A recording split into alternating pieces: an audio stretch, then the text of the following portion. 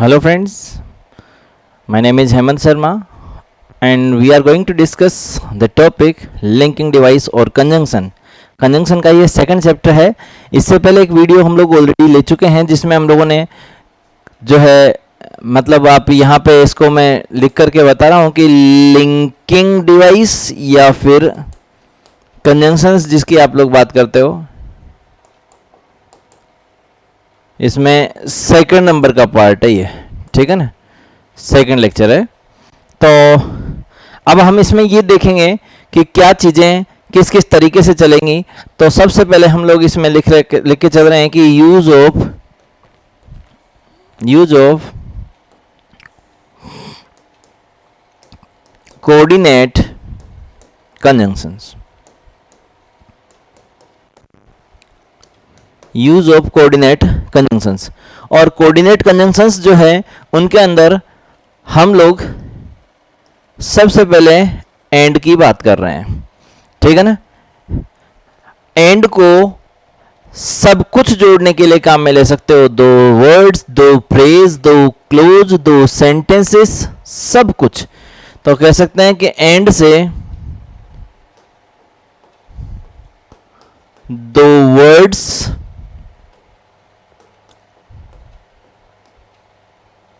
Phrases, closes अथवा sentences को जोड़ा जा सकता है. सेंटेंसेस को जोड़ा जा सकता है, ठीक है ना. एंड से सब कुछ जोड़ सकते हो. दो वर्ड्स को, दो फ्रेजेस को, क्लोजेस को और सेंटेंसेस को. कैसे कैसे जोड़ना है. दो वर्ड्स देखो, वर्ड्स के रूप में जैसे मान लीजिए मैंने कहा कि आई हेल्प्ड निकिता एंड आनंद. तो ये दो नाउन जुड़ गए. निधि एंड सौम्य आर क्लासमेट. यहां पे दो नाउन जुड़ गए लेकिन अब सब्जेक्ट के रूप में. I helped him and her. यहां पे दो प्रोनाउन जुड़ गए ऑब्जेक्ट फॉर्म में. He and I are good friends. यहां पर दो सब्जेक्ट के रूप में प्रोनाउन जुड़ गए. यहां पे दो ऑब्जेक्ट के रूप में प्रोनाउन जुड़ गए. यहां पे दो सब्जेक्ट के रूप में प्रोनाउन जुड़ गए. यहां पे दो नाउन ऑब्जेक्ट के रूप में जुड़ गए. यहां पे दो नाउन सब्जेक्ट के रूप में जुड़ गए. सब्जेक्ट के रूप में आप लोगों ने इसको जोड़ दिया, ये भी और ये भी. तो नाउन, सब्जेक्ट और ऑब्जेक्ट को जोड़ने के लिए बराबर के होने चाहिए. उनको जोड़ने के लिए काम में लिया जा सकता है. एक बात तो आपको ये समझ में आई. अब इसके अलावा और क्या काम कर सकते हो आप इससे, वो देखो. तो बात यह है कि she is clever and intelligent.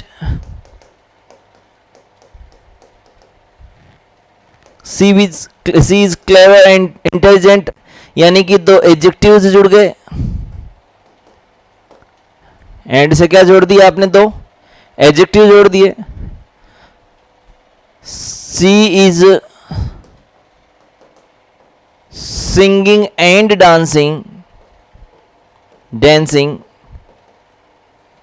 यहां पे दो वर्ब जुड़ गई, दो वर्ब जुड़ गई. तो बात सीधी सी है मेरे दोस्त कि एंड से नोट करके लिख सकते हैं हम लोग. अच्छा देखो इधर और देखो, in time and on time are two phrases. In time और ऑन टाइम दो फ्रेजेज हैं, तो ये दो फ्रेज को भी जोड़ गया। किसको जोड़ गया? फ्रेज को जोड़ गया। ये भी फ्रेज है। फ्रेज प्रेपोजिशन से स्टार्ट होते हैं। एक ऐसा शब्द समूह होता है जो किसी भी वाक्य में जुड़े वो अपना स्वतंत्र अपना अर्थ रखता है। जैसे ही reached on time, he will reach on time, यानी इस पर टेंस वेंस इनका कोई फर्क नहीं पड़ता। जिस भी टेंस के वाक्य में आता है उसके हिसाब से अपना अर्थ दे देते हैं, वो कहलाते हैं फ्रेज। ठीक है। अब बात आती है कि और क्या चीज है जिसको हम लोग कह सकते हैं कि एंड से जुड़ जाएगी। तो देखो, जैसे सी इज, एक मिनट, इसमें दो फ्रेज क्लोज को जोड़ेंगे। आई वॉन्ट टू नो, मैं जानना चाहता हूं। Where she goes and what she does,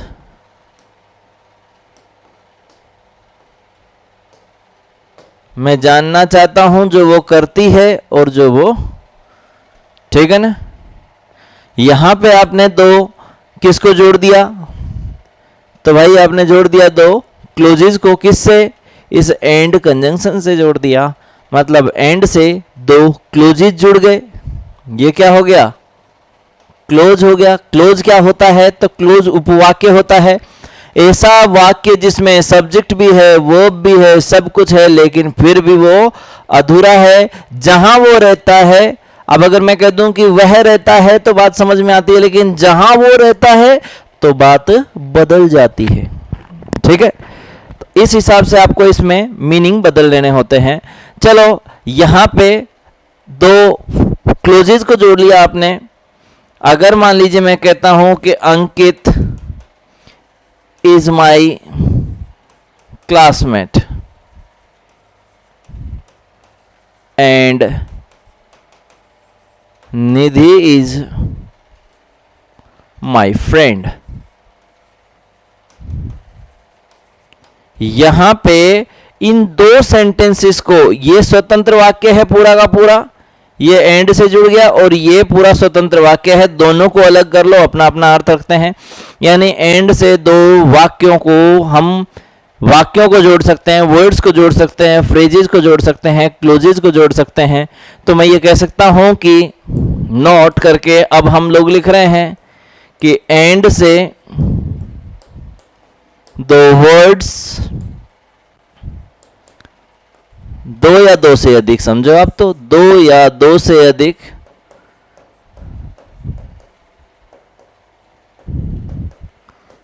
words, phrases,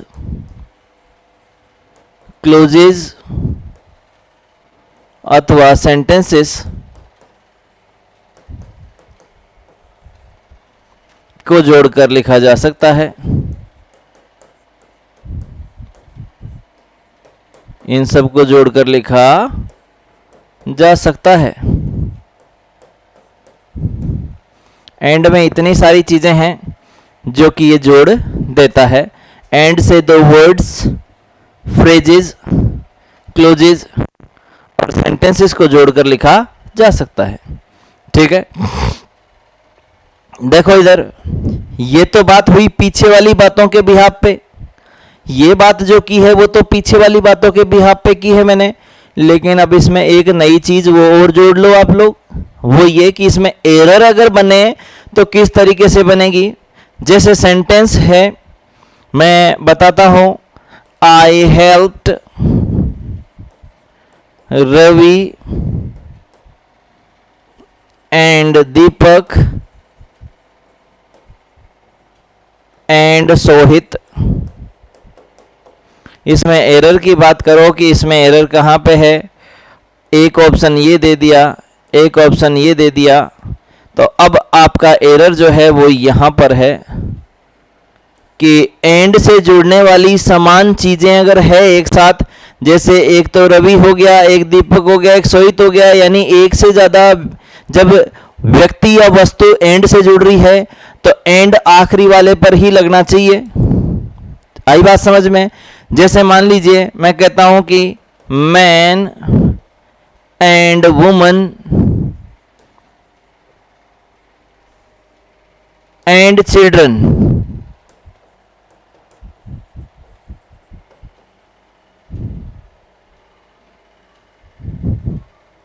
थ्रोंग्ड the market, महिला पुरुष बच्चों ने बाजार भर दिए। तो यहाँ पे ये वाली एरर हो गई भाई, आप लोग मैन वुमन एंड चिल्ड्रन, यहाँ पर इस तरीके की एरर आपको देखने को मिलती है दोस्त। यहाँ से एंड से एरर के नाम पे ये पूछा जा सकता है, ठीक है ना। अब एंड के बाद में नेक्स्ट कंजंक्शन जिस पे हम लोग बात करेंगे वो रहेगा और, रहेगा दूसरा इसी का भाई है वो अदरवाइज, तीसरा है एल्स, और अदरवाइज एल्स, और अदरवाइज एल्स। अब इसका अर्थ होता है अन्यथा, इसका अर्थ होता है अन्यथा, ठीक है ना, अथवा अन्यथा।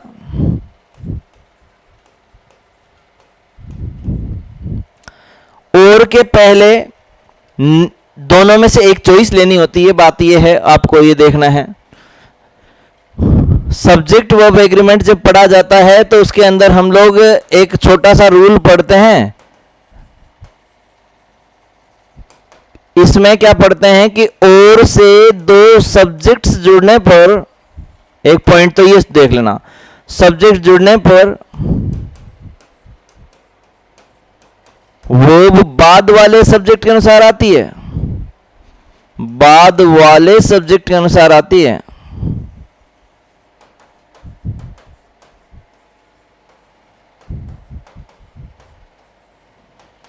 एक तो ये गौर करना, क्योंकि ये और से ही संबंधित नियम है, इसलिए मैं बात कर रहा हूं कि ही और I am to be punished, या तो उसको या मुझे सजा मिलने वाली है।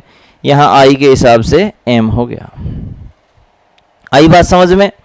ये एक गौर करने वाली बात रहेगी, समझने वाली बात रहेगी, किसी तरीके की इसमें कोई दिक्कत नहीं होनी चाहिए। और बात समझ में भी आनी चाहिए कि दो सब्जेक्ट जब एंड से जुड़े हैं तो वर्ब जो आने वाली है वो आपको फर्स्ट सब्जेक्ट सेकंड सब्जेक्ट के अनुसार यूज करनी है। और हो चाहे नोर हो, इसमें नोर को भी शामिल कर लेना, बाद में समझ में आ जाएगा। एक पॉइंट। दूसरा ये कि आप यहां पे समझ लेना, कल को आइदर के साथ और ही आ सकता है, अदरवाइज या एल्स का प्रयोग नहीं होगा। कल को आप लिख दो आइदर अदरवाइज, आइदर और आता है ना वैसे, तो ऐसा नहीं कि भाई और की जगह अदरवाइज या एल्स लगा दें। कब? जब आइदर के साथ आ रहा, आइदर के साथ में और ही आना चाहिए। अदरवाइज एल्स ये जो है तब आते हैं जब केवल और लगाना रहे आपको, तब, ठीक है ना, अन्यथा। ठीक है, देखो सेंटेंस है जैसे work hard you will fail, मेहनत करो, ऑप्शन ए दूं मैं आपको एंड, ऑप्शन बी दूं मैं आपको और। तो आप और लिख लो चाहे अदरवाइज लिख लो, एक ही बात है। वर्क हार्ड और यू विल फेल, मेहनत करो नहीं तो फेल हो जाओगे। ठीक है, तो बात यह है कि और के पहले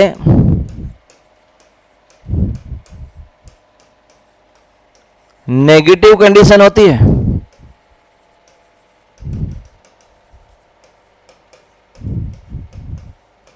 और नेगेटिव ही इसका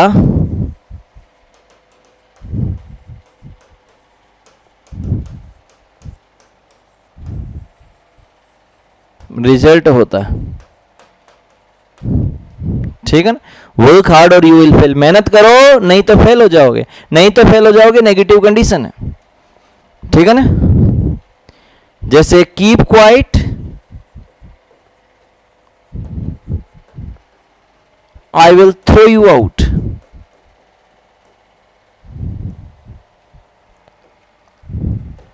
keep quiet I will throw you out, तो कीप क्वाइट और I will throw you out, चुप रहो नहीं तो उठा के फेंक दूंगा। आई बात समझ में? तो कीप क्वाइट और I will throw you out, negative और नेगेटिव, ये आपको इसके अंदर दिमाग में रखना है कि और के पहले नेगेटिव कंडीशन होती है और नेगेटिव ही इसका क्या होता है, रिजल्ट्स होते हैं भाई। अब जैसे मान लीजिए आपसे कोई ये कहे कि इसके अंदर और क्या चीज है जो आप समझ सकते हो और के अंदर, तो जैसे मान लीजिए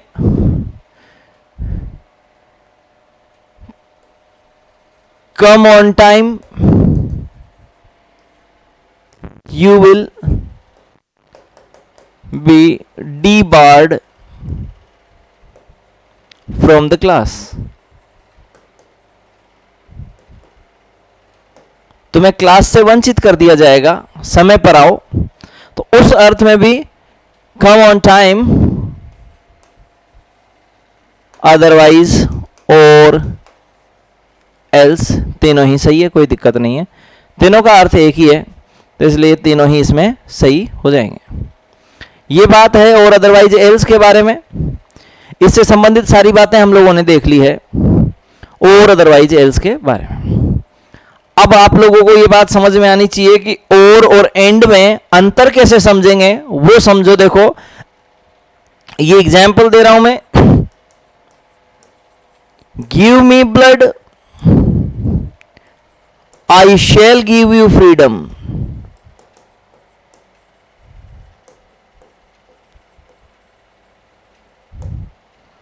तुम मुझे खून दो and I will give you freedom. अब आप और नहीं लगा सकते। अगर मैं यहां पे और का ऑप्शन दूं और एक एंड का दूं तो आप और नहीं लगा सकते। तुम मुझे खून दो अन्यथा मैं तुम्हें आजादी दूंगा, ये तो कोई बात नहीं है।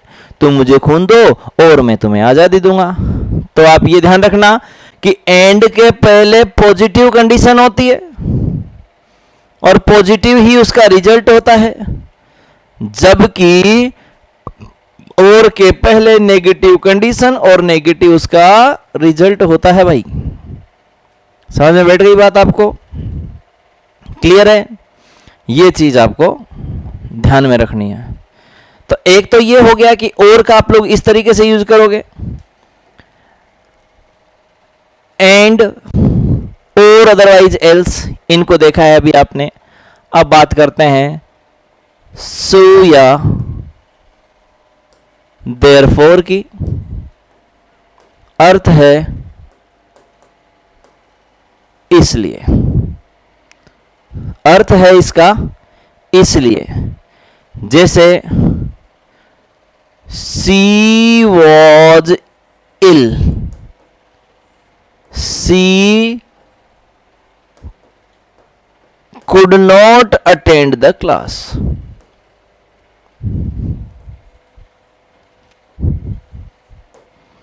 वह बीमार थी इसलिए क्लास में नहीं आई। जब मैं यहां पे लिखूं एंड सो देयरफॉर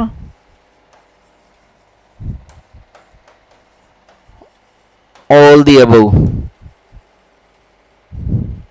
तो आपका आंसर जो है वो डी हो जाएगा, ऑल दी अबव। क्योंकि वो बीमार थी और वो नहीं आई, वो बीमार थी इसलिए नहीं आई। और सो और देयरफॉर तो आप लोग ये आपस में एक दूसरे की जगह पे आते ही हैं, इसलिए के अर्थ में आप लोगों ने लिखा हुआ है बीमार थी इसलिए नहीं आई। बैठ गई बात समझ में? अब और क्या है जो इसको समझने के लिए अपने को चाहिए होगा, उस पर भी हम लोग बात कर सकते हैं। चलो सो और देयरफॉर पे आपको ये बात समझ में आई कि किसी सेंटेंस में ये जो है रिजल्ट बताता है, रीजन बताता है। सो और देयरफॉर याद रखना, रीजन बताने के लिए हम लोग रीजन का रिजल्ट है ये एक्चुअल में, है ना, इसलिए उसने ऐसा किया। इस अर्थ में you were not at home, आप घर पे नहीं थे। I had to wait for you,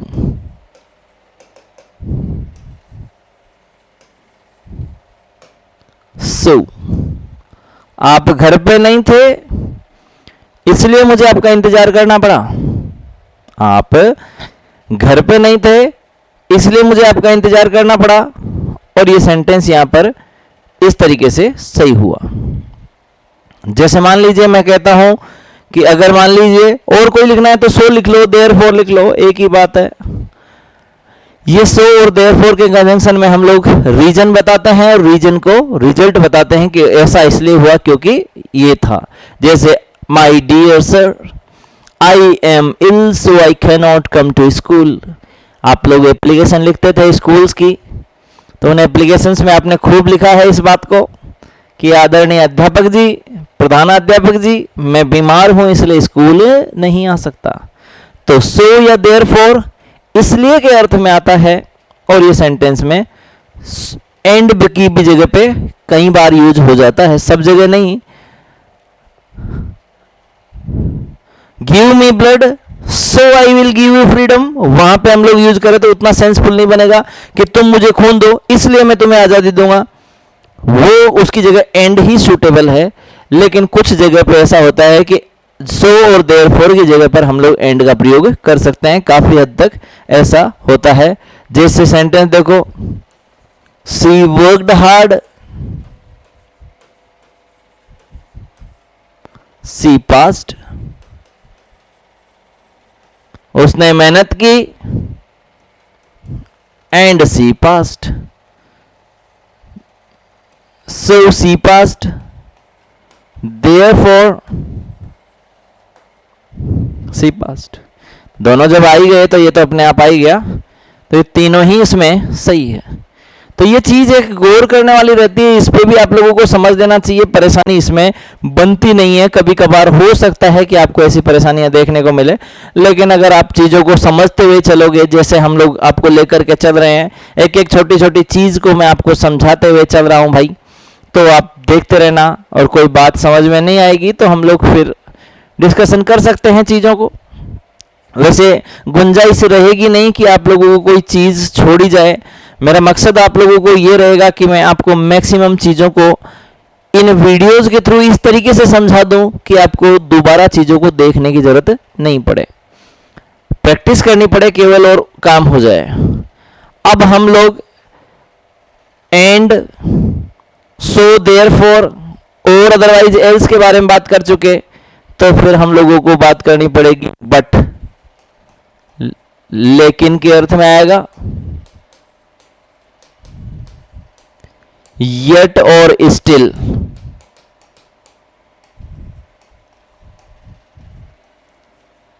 फिर भी हालांकि तीनों एक दूसरे की जगह पर आ जाते हैं और ज्यादा परेशानी नहीं देते। जैसे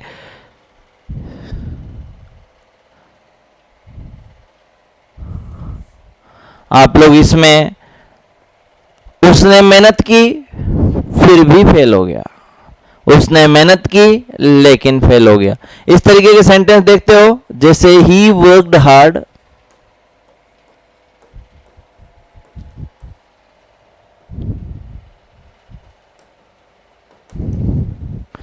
ये सब्जेक्ट अगर चाहे तो कोऑर्डिनेट कंजंक्शन में रिपीट करो तो ठीक, नहीं करो तो ठीक, चल जाता है काम। बट ही फेल्ड भी सही है और बट फेल्ड भी सही है, मतलब ही की बात हो रही है। तो ही वर्कड हार्ड, अगर मान लो मैं यहां पे कहता हूं बट, फिर मैं लिखता हूं एंड, फिर मैं लिखता हूं सो, और फिर मैं लिखता हूं देयरफॉर, आप आराम से समझ जाएंगे कि उसने मेहनत की लेकिन फेल हो गया, उसने मेहनत की लेकिन फेल हो गया।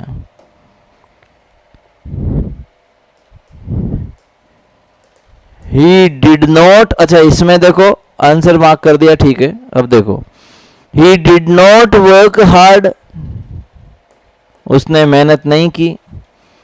ही पास्ड, ही दोबारा लिख दिया है मैंने अब की बार। अब मेहनत नहीं की फिर भी पास हो गया, तो इसका मतलब है कि येट, स्टिल, बट एक ही बात है, लेकिन ज्यादा बेटर होता है कि येट और स्टिल का प्रयोग करें। कहते हैं कुछ इस तरीके से भी कि यदि आपके एक्शन पॉजिटिव नेगेटिव हो और रिजल्ट, यानी ये तो देखो एक्शन, अगर एक्शन नेगेटिव हो और रिजल्ट पॉजिटिव हो तो आपको रिजल्ट पॉजिटिव, तो आपको लगाना है येट या स्टिल। और एक्शन पॉजिटिव होने के बावजूद भी रिजल्ट नेगेटिव मिले तो हम लोग बट का प्रयोग करते हैं, ऐसा भी कहते हैं। लेकिन ये कोई फुल प्रूफ रूल नहीं है, लॉजिकल बात नहीं है बिल्कुल भी। इसलिए यहाँ पर मैं आपको एक बात बोलता हूँ कि आप इनको इंटरचेंज कर सकते हो और ये गलत नहीं होते परीक्षाओं में। कुछ जगह ऐसी होंगी जब आप सबऑर्डिनेट पढ़ोगे ना तब आपको पता चलेगा कि ये कहाँ गलत होते हैं और कहाँ नहीं होते हैं। लेकिन फिलहाल आपको यहाँ पर ये सेंटेंस इस तरीके से देखने को मिलते हैं। I was ill, I attended the class.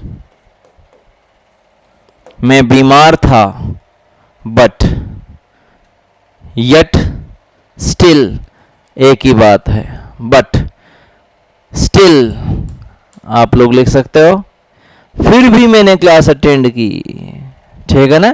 फिर भी के अर्थ में जाएगा I was ill but still yet I attended the class. She was busy, वह व्यस्त थी। She gave me a little time, वह बिजी थी फिर भी उसने मुझे थोड़ा वक्त दिया। yet, still, but उसने मुझे टाइम दिया। ज़्यादा बढ़िया है, ये एक्शन है। व्यस्तता होने के नाते एक आदमी को टाइम कम देना चाहिए लेकिन फिर भी उसने दिया, तो इसका मतलब है कि यहाँ पर हम लोग कर तो सकते हैं सेंटेंस को, बट येट स्टिल इस तरीके से यूज होते हैं। स्टिल जो है उस पे आप लोगों को बात समझ लेनी है। स्टिल जो शब्द है ये स्थिर के अर्थ में एडजेक्टिव भी होता है। स्थिर का मतलब स्टिल यानी स्थिर, जिसको बोलते हैं HALTED, होल्टेड यानी रुका हुआ, ठीक है ना। और इसका ऑपोजिट लिखोगे तो मूवेबल या फिर मोबाइल। मोबाइल का मतलब भी तो होता है अस्थिर, इधर उधर चलने वाला, ठीक है ना। अनस्टेबल जिसको आप लोग कहते हो। तो स्टिल जो है वो अगर स्थिर के अर्थ में, एडजेक्टिव के अर्थ में जाएगा तो अलग बात है। फिलहाल हम लोग बात कर रहे थे कंजंक्शन की, लेकिन मैंने एक एडजेक्टिव के रूप में भी स्टिल के बारे में जानकारी दे दी। अब 4 कंजंक्शंस बचे हैं और जिनके बारे में हम लोगों को बात करनी पड़ेगी, जिनमें एक तो है आइदर और, एक है आपका नाइदर नॉर,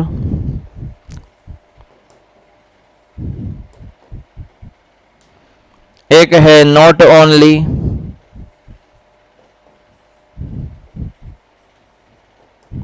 बट ऑल्सो, और एक है आपका बोथ एंड। ये 4 कंजंक्शंस को और आपको देखना है और इनमें से ये 3 जो हैं उनमें काफ़ी चीज़ें सिमिलर है लेकिन ये थोड़ा सा अलग है। या तो या, ना तो ना, आप लोग देखते हो ना, या तो या मतलब दोनों में से कोई एक लेनी पड़े तो। इलेटिव है, ये चूज करने वाले हैं कंजंक्शन। नाइदर नॉर मतलब ना तो ना, न केवल बल्कि, और बोथ एंड दोनों ही इस अर्थ में। तो कुछ बातें आपको इनके बारे में पहले समझनी पड़ेगी कि इन चारों कंजंक्शन से जुड़ने वाले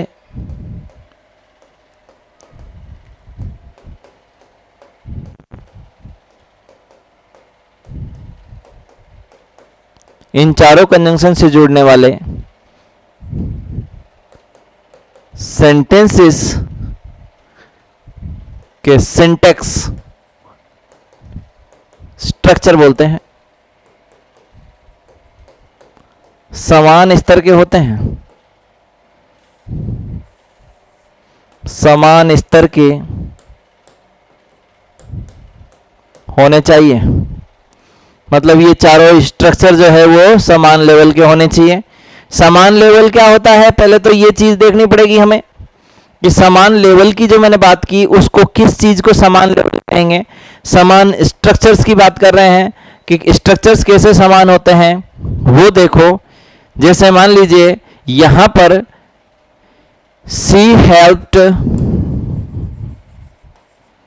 not only me but also, तो यहां पे हर ही होगा क्योंकि मी ऑब्जेक्ट है, तो यहां पर भी ऑब्जेक्ट ही आना जरूरी है। ठीक है ना। I am not only a teacher but also but a student also। लिख सकते हो but a student also. I am not only a teacher but also a student. यहां पे ए टीचर मतलब हमेशा एक टीचर को स्टूडेंट रहना ही चाहिए, पढ़ाई तभी तो करेगा, और पढ़ाई नहीं करेगा तो फिर किस काम का टीचर वो। इसलिए देखा I am not only a teacher but a student also, कि मैं एक अध्यापक होने के साथ साथ न केवल एक अध्यापक हूं बल्कि छात्र भी हूं। यहां पर भी आपको देखना पड़ेगा। सिंटेक्स दोनों स्ट्रक्चर ये हो गए कि ये जैसे आर्टिकल के साथ में नाउन लिखा है। अब देखो इधर इसमें और देखो गलती कहां होती है। जैसे सेंटेंस है कि आइदर वी स्पीक और राइट, आइदर वी स्पीक और right, we should follow the rules of grammar। ये सेंटेंस में कहेगी इसमें एरर क्या है, तो इसमें एरर आपको आराम से पहचानने में आ जाएगी, और वो एरर आपके सामने है कि वी आइदर स्पीक। अब देखो इधर आइदर के जस्ट बाद में आप ये देखो आइदर के जस्ट बाद में एक प्रोनाउन आ रहा है जो कि सब्जेक्ट है, और इसके बाद स्पीक और के बाद में राइट, यानी कि यहां पे वर्ब है। तो फिर इसका मतलब है कि जोड़ा तो बिगड़ गया, गड़बड़ तो कुछ तो है। तो इस सेंटेंस को आपको सुधार करके लिखना पड़ेगा कुछ इस तरीके से कि वी, अब आप जोड़ेंगे आइदर और को कि either speak, we either speak और राइट। समझ गए आप लोग। अब देखिए भैया आइदर के बाद वर्ब है और के बाद भी वर्ब है, और ये सेंटेंस का स्ट्रक्चर है, ये सही हो जाएगा। ठीक है कि आइदर और से जब दो सब्जेक्ट जोड़ेंगे तो वर्ब जो है वो समान स्तर की होनी, मतलब सिंटेक्स जो है वो बराबर होना चाहिए। मान लीजिए मैंने लिखा कि she is both, she is both a clever and intelligent। she is a both clever and intelligent student।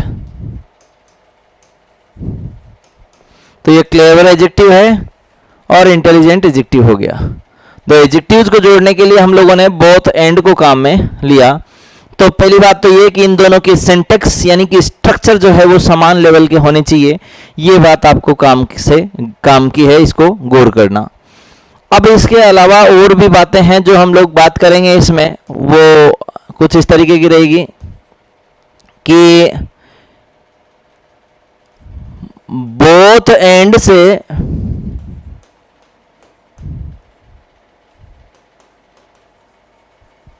दो सब्जेक्ट्स जुड़ने पर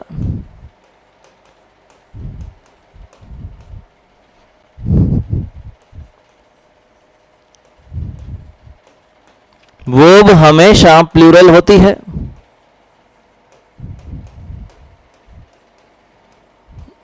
जबकि शेष तीन जो रिमेनिंग तीन हैं, शेष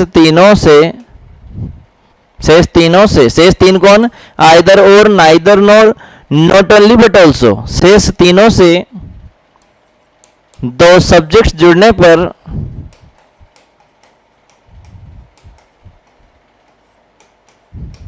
दो सब्जेक्ट जुड़ने पर वर्ब हमेशा बाद वाले सब्जेक्ट के अनुसार बाद वाले सब्जेक्ट के अनुसार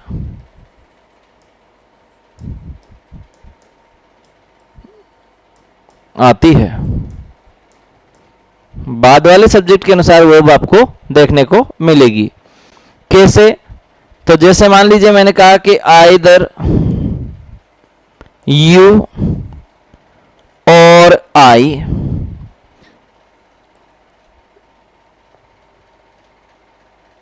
आर या M to go there.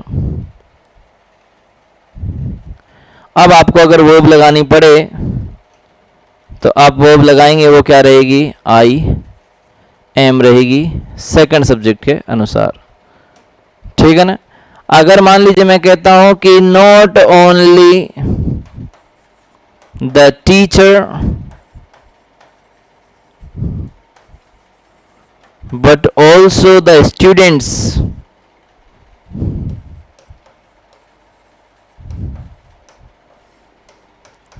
is are protesting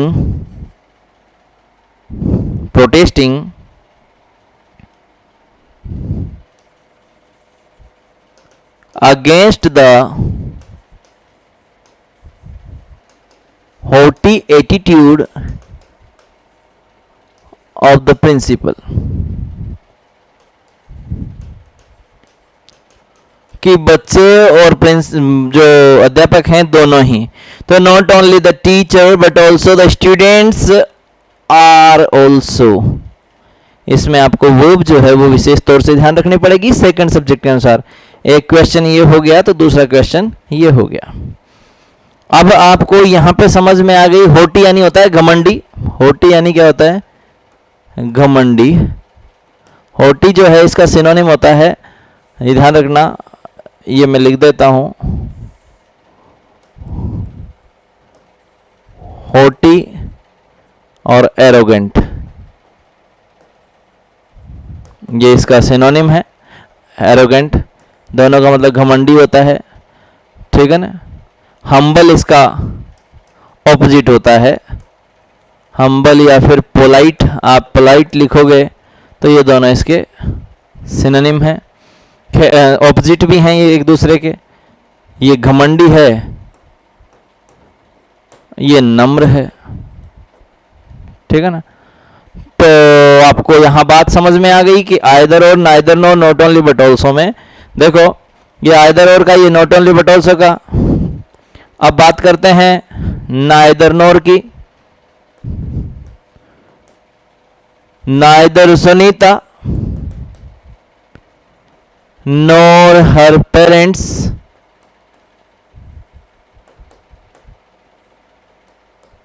were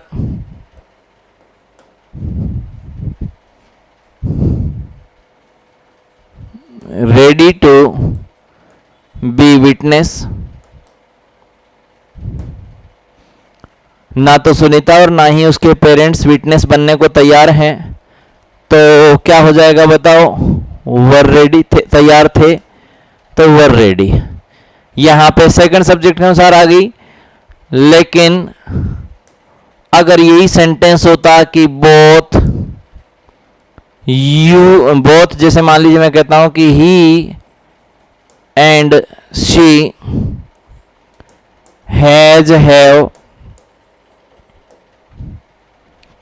applied for the post of the manager।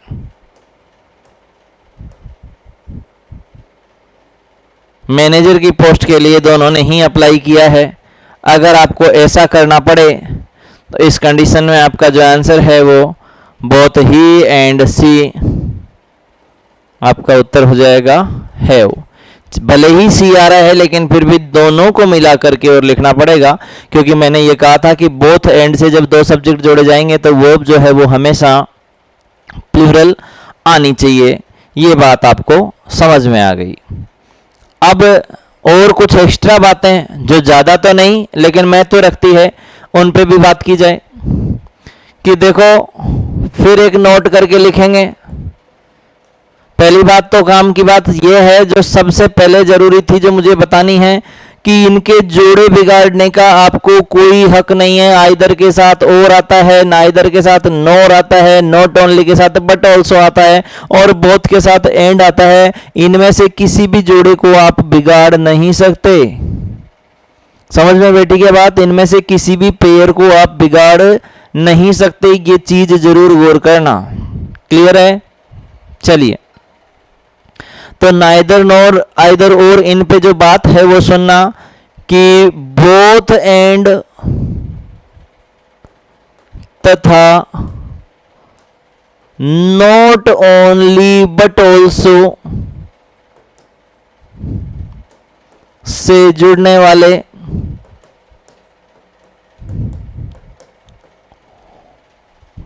वाक्यों का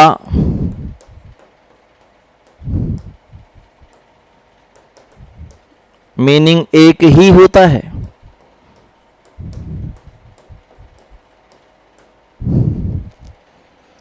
क्या कहा मैंने? कि बोथ एंड तथा not only but also say जुड़ने वाले वाक्यों का मीनिंग एक ही होता है। मतलब अगर मान लीजिए मैं कहता हूं कि both you and she has been, sorry have been plural है ना, इसलिए बोथ एंड है तो plural, have been selected for this post, कि दोनों ही आप इस पोस्ट के लिए सेलेक्ट हो चुके हैं। आप चाहें तो इसको ऐसे भी लिख सकते हो, not only you but also she, या but she also has been selected. अब ये वो बदल गई, बस ये ध्यान रखना, बाकी अर्थ एक ही है, has been selected for this post. ये पीछे वाली बात मैंने ऐसे कैसे लिख दी और दोनों का मीनिंग सेम है। देख लो आप, ये दोनों एक ही अर्थ में है। कहता है कि आपका और उसका दोनों का ही सिलेक्शन हो गया, और एक कहता है कि न केवल वह बल्कि तुम उसका भी सिलेक्शन होना है, केवल आप बल्कि आप उसका भी सिलेक्शन हो गया। तो दोनों ही बातें एक जैसी है, इसलिए यहाँ पर ये भी एक चीज समझने वाली रहेगी। अब दोस्तों यहाँ पर हम और जो चीजें जिनको आप लोग लेकर के चल सकते हो वो ये कि अच्छी चीज है, एक बोथ एंड के बाद नॉट का प्रयोग नहीं होता।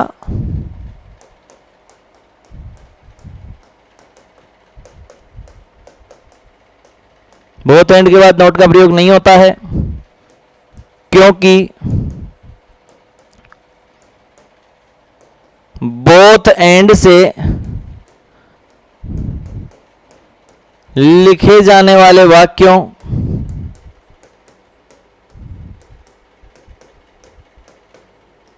को यदि नेगेटिव बनाना पड़े तो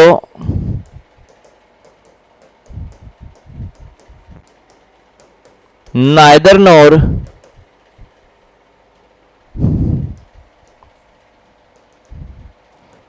का प्रयोग उचित होता है।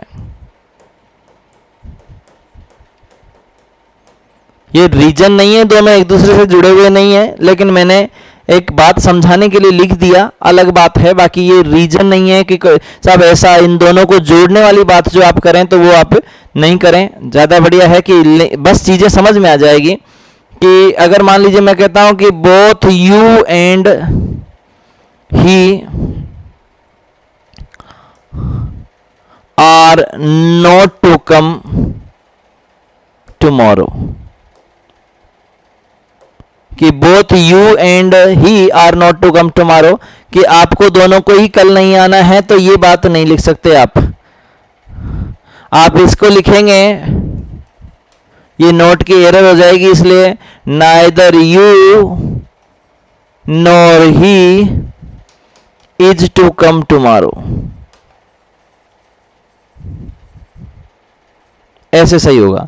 अरे अगर मान लो बोथ एंड में नोट लगा के लिख दूं कि ना तो उसको और तुमको, दोनों को ही तुमको नहीं आना है, ये बात मैं लिख दूं, तो फिर नाइदर नॉर की जरूरत ही कहाँ है भाई, नाइदर नॉर की जरूरत ही कहाँ है, फिर तो नाइदर नॉर का तो रोल ही खत्म हो जाएगा। इसलिए कहा है कि नाइदर नॉर के लिए आप लोग जो है इस तरीके से इनको यूज कर सकते हो और वो सेंटेंस आपका सही हो जाएगा। तो दोस्तों इस वीडियो में हम लोगों ने आज जो है कोऑर्डिनेट कंजंक्शंस की बात की, और कोऑर्डिनेट कंजंक्शंस में हम लोगों ने एंड से शुरू किया था।